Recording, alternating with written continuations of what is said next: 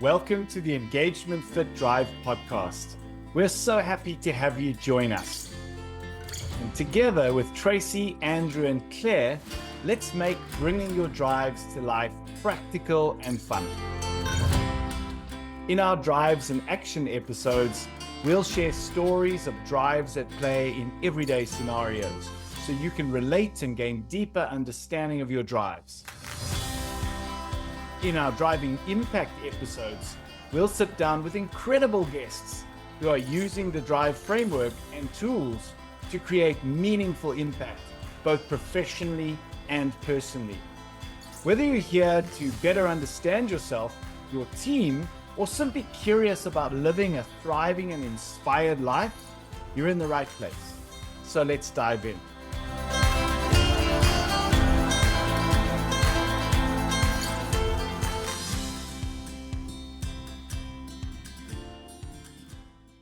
Welcome back. In this episode, we explore drives in action. This is episode 24, Moving from Awareness to Application, and it's part 1, the accomplishing drives.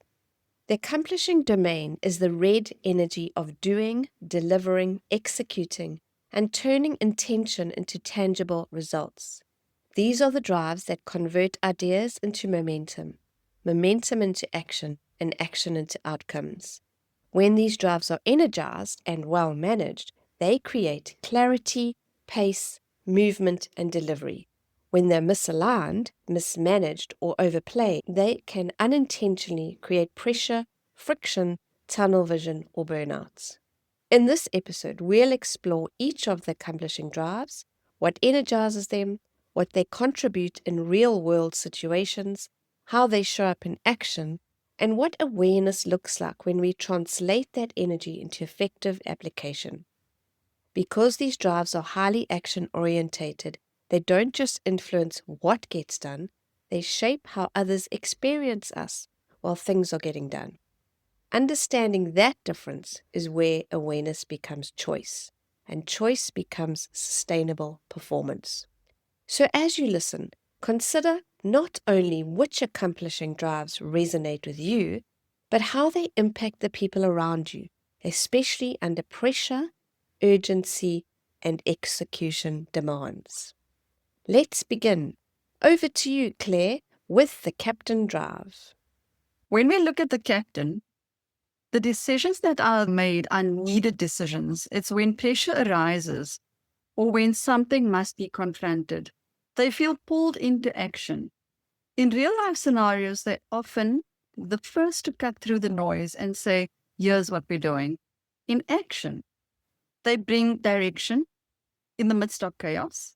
They speak plainly and clinically. They energize when things feel high stakes.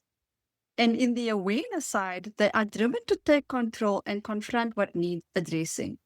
In application, captains are named when leadership is needed. Use conscious invitation rather than automatic takeover. And they channel decisiveness into moments that genuinely require it. A good coaching question for a captain is, where does stepping back create more progress than stepping in? Things to look out for is overusing confrontation or taking over when collaboration is needed. I think there's an overarching principle to remember with drives is how others experience you. And there will be a number of filters or lenses that we experience others through when you're executing and when you're in action. And obviously, depending on how other drives shape the influence of that action, is that you can be very action orientated and you may miss other people. Also, how you feel when others show up. Sometimes when drives show up, it can create pressure or tension. Tension is a good thing. It's not a bad thing, but it's how we manage the tension that contrasting drives create in us. And that might be through the way we triggered or how we feel. But understanding that contrast will cause tension is a really valuable space to say, okay, I respect that this is the reason why this causes tension, but how do I move forward in a proactive and positive way as opposed to it derailing me. If we look at competitors thrive when success is visible. They naturally elevate standards and inject performance energy into teams. In action, what this looks like is they sharpen goals with clear metrics. They thrive in environments with scoreboards and targets or leaderboards, and they keep count. They naturally spot what needs to improve to reach first place. For the awareness, they are motivated by winning and measurable success. In application, they clarify what winning actually means in this context.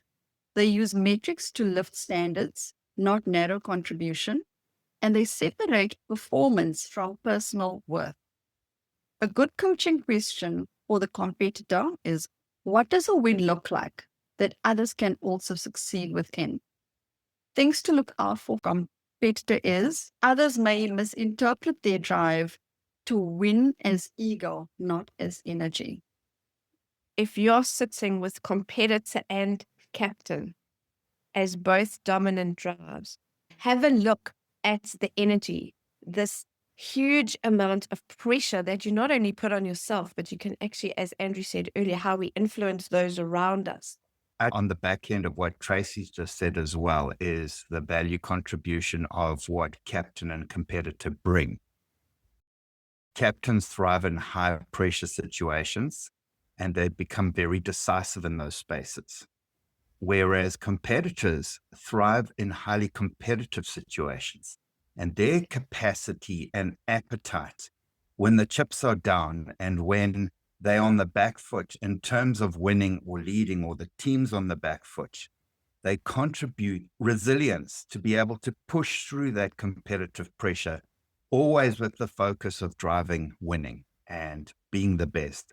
When you actually see how these different drives step up in real life situations, you will understand just what a value contribution they are if they're well managed. Also, it's competing with yourself, as in like, how do I do better next time? They would keep metrics on those things. And then for the team as well. Yep. And it's worth remembering that those metrics are valuable because who says you the best? If you've got metrics to prove that. And also, it's a great way of being able to highlight areas where improvement is needed as well, because you've got accurate metrics tracking that performance all the way along. I also feel if you're a competitor in a company and you actually are given the space to contribute, that company is never going to be left behind, because that's exactly what the company is doing. But are they allowed to contribute? Are they allowed to have their say? Looking at the coordinator, they get everything and everyone aligned. This drive is about flow, not rigidity. Coordinators love moving parts and real-time adjustments. In action, what this looks like is they keep multiple workflows running in sync. They recalibrate quickly when plans shift, and they hold visibility across people, priorities, and timelines. They are energized by aligning people, priorities, and workflows, and the awareness is incredible when it comes to things like this. They see things that others don't see because they've got so many different moving parts. In application, what this looks like is they focus on the flow and not on control. They name ownership clearly before coordinating any efforts. And they use visibility to reduce friction, not increase dependency. A good coaching question for the coordinator is, what needs aligning and what needs letting go of? Things to look out for would be taking on too much responsibility for others' work. And I think to tag on to that is also maybe a tendency to delegate your own responsibilities. You're still accountable for stuff that is yours to own, but also delegating efficiently. The value of this drive is that they can get so much done because they delegate effectively. Finisher, we are not done until it's finished. And that is very typical of the mindset of finisher. Finishers feel the internal pull of completion. Once something starts, they want it closed. And that's the bit to manage, is what you feel internally. The aspect of this drive that needs strong management is every time you get something accomplished, when I feel it's finished, tick, done, move on to the next thing. But it is managing that drives energy, because the energy comes at the end when you've finished or when you've completed something. And the tendency might say, okay, well, that's out of the way. Let's do the next thing. But you might be so in the zone that you've lost track of time, or there are other priorities that you need to focus on, and maybe you don't finish in the day. All of those are the managing components. What finishers in action bring is that they push through with endurance, they bring reliability and follow through, and they close the deadline, and they get things finished and accomplished. A way to manage it is, what's the most important thing that needs to get finished today? Because when you can prioritize finishing like that, then not only does it play to the energizing component of getting things done, but you also keep your finishing prioritized. Being aware of something to putting it into application. And this finisher drive, this endurance that they have, we often say that no one can really outwork a finisher. But I just want to share a story of my future daughter-in-law has finisher and sniper. And she says to me, Tracy, I literally lose track of time. And it gets her into so much trouble because she's working. And I know we're going to discuss sniper later, but I'm just saying the two of them together, that finishing energy to get it done, that hyper focus, she looks up and it's after 5 o'clock. And her partner is like, don't you want to come home? Why are you such a workaholic? But she says she literally loses all sense of time because she's so in that energy. And Trace, that's such a great point. We're talking about what these drives look like when they show up in others or in ourselves. And to others, that's booster energy, finisher, sniper. So it's not just understanding one aspect of the energy and how we show up or finisher, but it's the boosting effect or doubling of that energy impact with sniper and narrowing the focus. So what that might look like is when you're in the zone, you lose focus on everything around you. And again, like Tracy's just mentioned, that can have an impact on relationships if that's your default setting all the time. And it does require awareness and managing that, and absolutely play to the strength of those booster drives. But how do you manage that so that it doesn't become detrimental to relationships or to others? The coaching question for finisher is, what deserves your full follow through and what doesn't? And watch outs would be overcommitment or difficulty pausing mid-task, which is very relevant. And what is it that you actually need in that space? If I have to break concentration with finisher or getting something done, and I've pulled off to another task, how do I quickly get back into managing that so that I can push towards completion? First responder, tell me what's needed now and I'm on it. The energy of immediacy. These individuals activate when urgency appears. Very key thing to understand with first responders, the energy doesn't come on unless there's chaos, pressure, and urgency. In action, they react at high speed to decisions, changes, or needs. They thrive under pressure and in dynamic environments, and they adapt rapidly when direction shifts. Awareness for first responders is that you are motivated to act immediately in fast-moving situations. It can look very similar to Captain Energy in that in the high-pressure situations, you respond. Application is they distinguish urgency from importance, use rapid response where it adds value, and build recovery time after high-intensity bursts.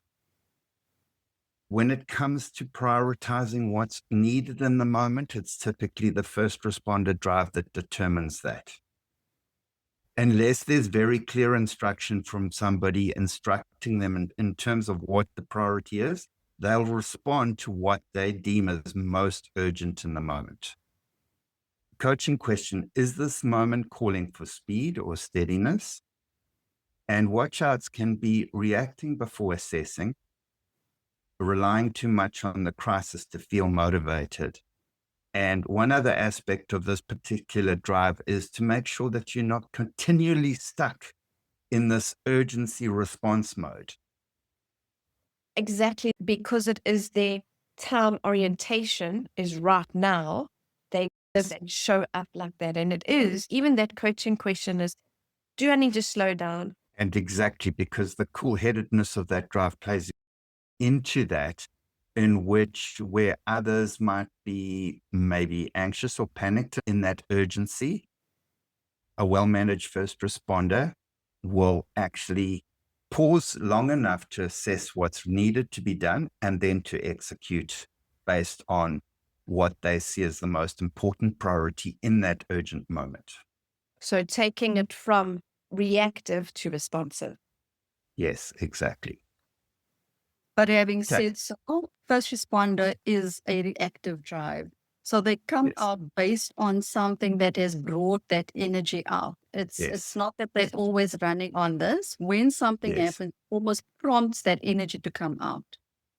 Yes. Bringing clarity to Claire's description of first responder being a reactive drive, we mean that in a positive light. Reactive in the sense that they are going to do something about a situation, not reacting as in reacting badly and overreacting and just being reactive. On the contrary, it's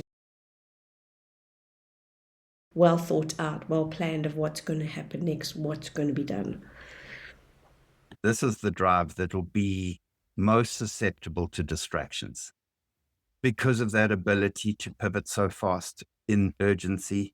And it's understanding where situations are causing distractions off task and really getting down and doing what's needed in the moment without those distractions pulling you off task.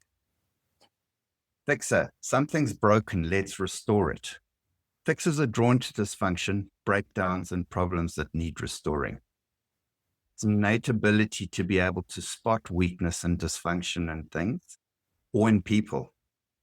In action, they notice when something isn't working. They step in to repair, restore, or stabilize. They bring practicality and constructive problem solving. Don't ever misunderstand how strong this ability is to spot weakness or dysfunction. Don't assume everyone can do it. The key there is, what did I miss? What did I not see for others where this drives strong in somebody? Awareness is that they're energized by identifying and restoring what's broken. The application is to check whether the system wants fixing or adapting, invite others into problem ownership, decide when good enough is enough. The really strong value contribution from them is the ability to do root cause analysis, because everyone can fix problems, but what fixers contribute strongly in when it's well applied is to go to the root of what's causing the problem and to fix it or restore it so that it's sustainable. Watch outs is over-identifying with the role of rescuer. And again, just because this drive is naturally drawn towards weakness and dysfunction, if you turn this drive on yourself, you can cause a lot of damage. So that would show up in critical self-talk, in what's wrong with me, in what's broken in me. And that rescuer really comes into play if there's a lot of sensing drives within those dominant drives. Then it can really play into crossing lines of becoming the rescuer and wanting to fix, as you said earlier, everything and everyone. Because you are so good at fixing other people's problems, you might unconsciously see yourself as the fix at people's problems. And it's just worth remembering that people have boundaries. around whether they need to be fixed or not. Beauty of this drive is to acknowledge that they do restore and stabilize, which is so important. The initiator, which is all about getting things moving. And I had to send an SMS this morning to someone to say the initiator is on hold, because I am a dominant initiator and we have to know when to move and when to just hold the bus. It's all about momentum. The beginning of a project is where we feel most alive. And that's certainly for me. We spark action and encourage others to start, accelerate early momentum, and move quickly from idea to activation. We have an awareness to get things started and create this momentum. And not only that, but take people with us with this drive. The application of the initiator is to name the hand of point early, start fewer things more intentionally, use initiation as activation and not obligation. This is a good question to ask. What needs starting and what needs sustaining? Because you can very easily, as an initiator, just want to start a whole lot of things because that's where the energy is. A watch out for the initiator is when moving too quickly for others or losing interest once the spark fades. So the typical initiator, as we talk about the drive on its own, just the initiator drive, is they just want to start things and then that energy dissipates.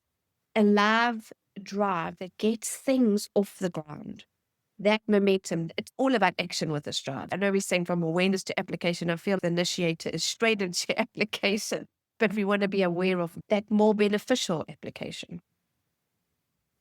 And just maybe an add-on to initiator and around awareness is a lot of initiator is getting stuff started, so very action orientated.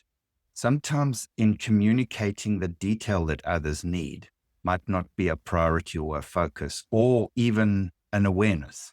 Absolutely, because it is that momentum. You get up and you go. When do we communicate? So yes, you can definitely leave others behind.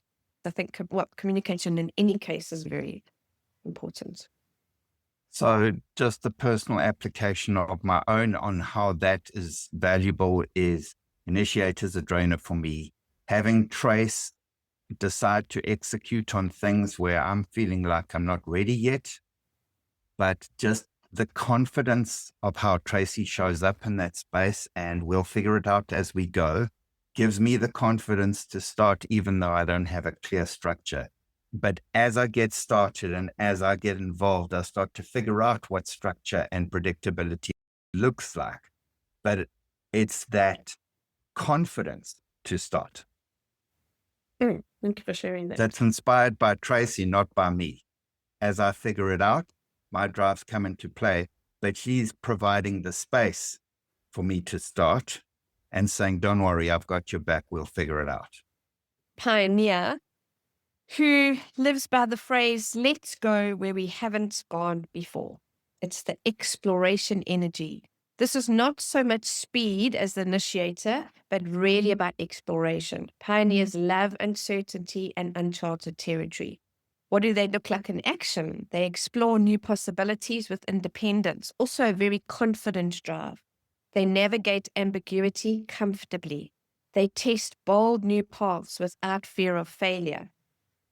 And the awareness for this drive, motivated by exploring uncertainty and uncharted paths, not speed, an application to create safe containers for experimentation, translate exploration into learning for others. And I think Andrew already spoke about communication. Sure, loads of communication needs to happen in this space. Balance independence with shared direction. And when we say confidence, is people will follow the pioneer because they see that confidence. What they could ask themselves is, where is uncertainty an asset rather than a risk? Because there's time for exploration and there's time for stability. We have to balance the two. And what they need to watch out for is that others may struggle to follow if there isn't enough communication about direction. It's a very independent drive. As we know, the pioneer is linked to the entrepreneurial side of things. They can go solo. Awareness and transferring that into application is communication with the strong. And I think if I might just give some personal feedback on what I'm learning around that drive is that for others, the watch out for a pioneer to consider is they have a amplified capacity for adventure, uncertainty, and the unknown. And to the mindset of a pioneer, it's not about risk. They don't consider stuff through the lens of risk. And certainly if the way a pioneer shows up to drives like skeptic, for example, the skeptic can perceive that person's willingness to venture into the unknown as being reckless. And that's where people who value certainty, predictability, might feel resistance to following that person. But if that person can provide space for the people who don't thrive in uncertainty and a lot of unknowns, and say, don't worry, again, I've got your back. I'll lead this. I'll champion. I have what it takes to hold presence for you in this space.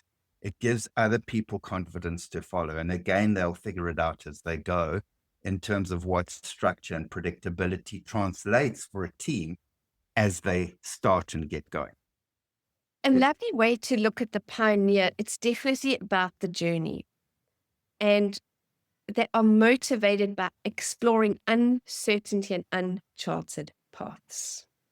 So, Trace, what I'm hearing from you there is that the energized part of it is going, there's no consideration of what that might look like. The process of going and exploring is what energizes you. Would that be accurate?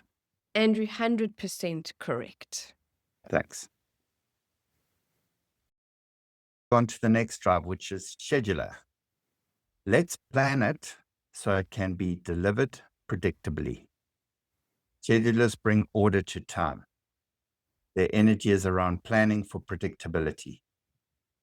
In action, they map timelines, milestones, and dependencies. They bring clarity on who does what by when. They reduce risk by creating reliable rhythms. Very key for scheduler is clear goals. And once they understand what the goal is, then they can take the time that's needed to craft a plan where milestones, dependencies, timelines can be broken down into a linear way of executing. The awareness is that they're driven by structure, predictability, and plan delivery. Application is that they use structure to enable flexibility, not restrict it. They regularly revisit whether the plan still serves the goal, and they separate preference for order from actual necessity.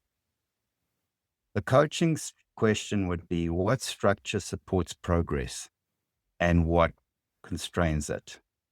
Watch out is that they may feel anxious or disorientated when plans change unexpectedly. The time and effort that's required in constructing a plan that is reliable and that works, and then too many changes to that plan on the fly obviously derails progress. Hence the reason why if schedulers aren't given a heads up ahead of time of potential plans to a change and given the time to adapt the plan so that it counters in those changes, is actually what we're talking about when we say that they might feel disorientated or anxious when there are unplanned changes. As you're listening to this, we've just discussed pioneer, and now we come to a drive that's completely opposite, the scheduler. Really bear in mind that if you're a pioneer working with schedulers, know that you can be disruptive. Pay heed to their need for predictability. And even though you're going to pioneer forward, that communication of what you're doing, what the plan looks like, or the parts that you can give. Because remember, the pioneer does not have a map. There is no plan, but the scheduler wants one. And it's that communication. And this is where teams found this possibly unhealthy tension where there is no communication, because one wants to move forward and one wants to stay. It's worth also noting that with the scheduler, it's not just planning or scheduling your own life. it's planning and scheduling that of others as well. And it has a direct impact on execution and the efficiency of that. Moving on to sniper. So focus on the target, deliver precisely. Snipers prioritize with intense clarity. They zero in on what matters the most. Now, this drive is detailed target is the key. When we're talking in other drives around communication and the amount of detail, if you consider a military sniper, obviously it's a life and death situation because their task is to execute someone, and they need to be absolutely sure that they've got the right target. And when it comes to hitting the target, it's not just setting up a gun and pulling the trigger.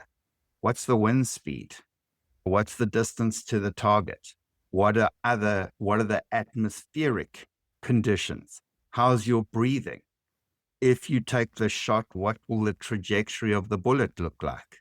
When we're talking sniper, that archetypal name is critical in the degree of detail, because that will directly impact accuracy and precision of execution. And this is the key things for sniper. Narrow the focus, get in the zone, uninterrupted time to deliver with accuracy and precision. In action, they block out noise and focus sharply. They deliver with intentionality and accuracy. They avoid distraction and stay locked on the key goal. Awareness is that they're motivated by precision, focus, and clear targets. Something around this particular drive is the importance of communicating. When you're in the zone, others can perceive you as being rude, maybe, depends on to what degree you're in the zone, or you haven't expressed your need for focused time. And others might perceive that in a negative context if you don't take ownership of communicating. I just need this time to get this thing done, and I don't need any distractions, please. That would be potentially what it would look like. Application is that they clarify the one priority that matters most. They protect uninterrupted focus intentionally, and they pair precision with realistic timelines. The coaching question is, what deserves your narrowest focus right now? Just for those people who are in positions where they have teams reporting to them, it is a great idea to have an open door policy. But when you need to engage with this drive, unlike first responder, being pulled off task in the middle of execution can severely impact the accuracy and the focus and the priority in which this drive executes. And that's why it can cause frustration and resistance to being interrupted, because it is so precise in the way it's executed. Watch out is that you can be perceived as inflexible when there are shifting goals or targets. And again, if you're going to be doing anything that changes what the trajectory of the target or goal looks like, make sure that you're informing a sniper up front of those changes with the detail that they require. Bringing awareness again to the drive dynamics. When we spoke about coordinator, the drive that can do multiple things at once in action, sniper, one thing at a time. And understand that in your team, that if there is a sniper and you're giving them 10 things to do, just know that they need that prioritization, and help that with your communication, and understand that they need that direction. Where coordinators are energized by multiple balls in the air at the same time, for snipers, and especially if coordinators are drainer for a sniper, too many things happening at once can make you feel very anxious or disorientated, because although they naturally prioritize, it's like there's an overload of information in the moment when you're trying to execute on one target, one priority at a time. Understanding where your accomplishing energy sits determines how you will naturally execute where you deliver with ease, where you overextend, and where you may need complementary drives around you. Accomplishing energy is about directed action, not constant output. Awareness allows choice. Choice enables sustainability. The goal isn't to use all drives, it's to navigate towards the right one at the right time. In upcoming episodes, we'll explore relating domain in action, thinking domain in action, and real stories of drives in action in leadership, crisis, and delivery environments. Thanks for joining us on this exciting journey of self-discovery and fulfillment. We hope you found inspiration, practical takeaways, and maybe a deeper understanding of how drives work in action. If you want to discover your drives, head over to engagementfit.com and take the drive assessment. If you loved this episode, remember to hit the subscribe button. We'd also love to hear your thoughts, so leave us a review or share this episode with someone who's ready to unlock their drives and thrive. Until next time, keep driving towards a life of meaningful impact.